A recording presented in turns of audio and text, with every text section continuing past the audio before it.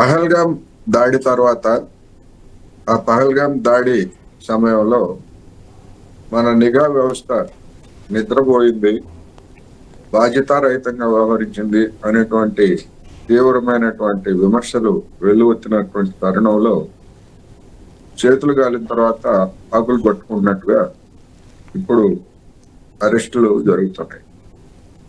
నిజానికి ఇప్పుడు సన్నీ యాదవ్ కావచ్చు, లేదా జ్యోతి మల్హోత్రా కావచ్చు, లేదా రాబోయే కొద్ది రోజుల్లో అరెస్ట్ చేయబోయేటువంటి మరికొంతమంది కావచ్చు, వీళ్ళందరికీ సంబంధించి ఆరోపణలు తప్ప నిర్దిష్టమైనటువంటి నిర్ధారణలు అప్పుడే మనకు తెలియదు.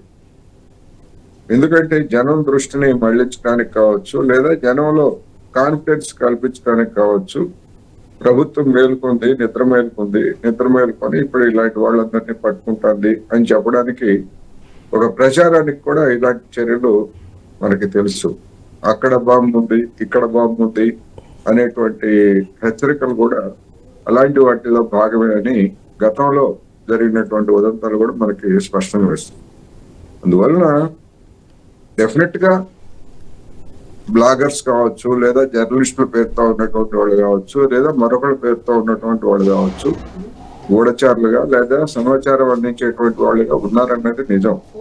అందువలన వీటిని, ఈ అరెస్టులని మనం ఖండించాల్సినటువంటి అవసరం లేదు, లేదా తప్పుపట్టాల్సినటువంటి అవసరం లేదు. కానీ అసలు విషయం కంటే ప్రచారం ఎక్కువగా కనిపిస్తూ ఉంది.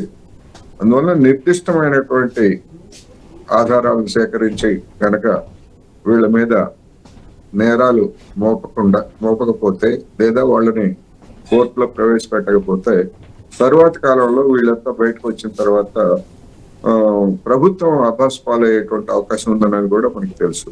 ఎందుకు అంటే తెలంగాణలో సినిమా పరిశ్రమలో డ్రగ్స్ కలకలం, లేదా డ్రగ్స్ మీద ఎంత హడావుడి చేశారో యంత్రాంగం మనం చూసాం. కానీ ఏమైంది తర్వాత? అయితే అది డ్రగ్స్ అనేటువంటిది దేశద్రోహం లేకపోతే స్పై విషయం కాకపోయినప్పటికీ మీడియా కూడా దాన్ని పెద్ద సంచలనం కలిగించింది. అందువలన ఇప్పుడు ఇటువంటి వాటి పట్ల మనం జాగ్రత్తగా ఉండాల్సిందే, అలాంటి సందేహం లేదు. కానీ పాకిస్తాన్ వెళ్ళొచ్చినంత మాత్రాన, లేకపోతే బ్లాగర్స్ గా కొన్ని వీడియో తీసినంత మాత్రాన రహస్యాలు వెళ్ళిపోయినాయి అని నిర్ధారించి చెప్పలేము. అలా అని అసలేమి చేయలేదని కూడా చెప్పడానికి లేదు. వీటిని సాధారణ అరెస్టులుగానే చూడాలనేది నా అభిప్రాయం. అంటే దీనికి సంబంధించి రాజకీయపరమైనటువంటి ప్రాధాన్యం కూడా సంతరించుకుంది కదబ్బా.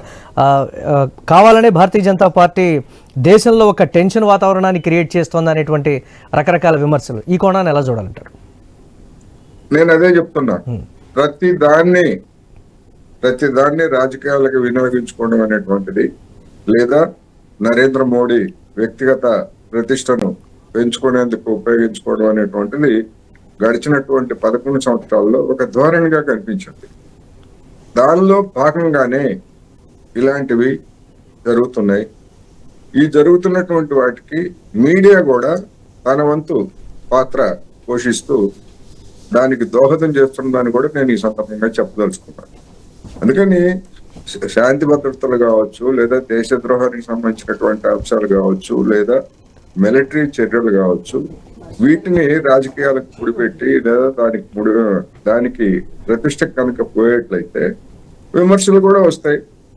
అటువంటి విమర్శలు ఏమైనా చేసినప్పుడు ఇదే బీజేపీ మీరు మిలిటరీ లేదా సైనికుల యొక్క స్థైర్యాన్ని దెబ్బతీస్తారా, వాళ్ళ చిత్తశుద్ధిని శంకిస్తారా అని చెప్పేసి ఎదురు దాడికి దిగుతారు.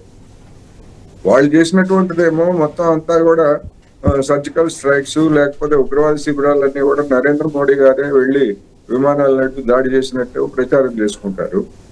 దానికి రుజువులు ఏమిటి? ఎంతమందిని చంపించారు? ఖాళీ శిబిరాల మీద, ఖాళీ భవనాల మీద మీరు దాడి చేశారు, అంతకు మించి ఏం చేశారు అని ఎవరైనా అంటే మీరు మన సైన్యాన్ని అవమానిస్తారా అని చెప్పేసి ఎదురు దాడికి దిగుతున్నారు. అందుకని ఇది ఒక ప్రమాదకరమైనటువంటి పోకడ అనేది కూడా నేను ఈ సందర్భంగా చెప్పదలుచుకున్నాను.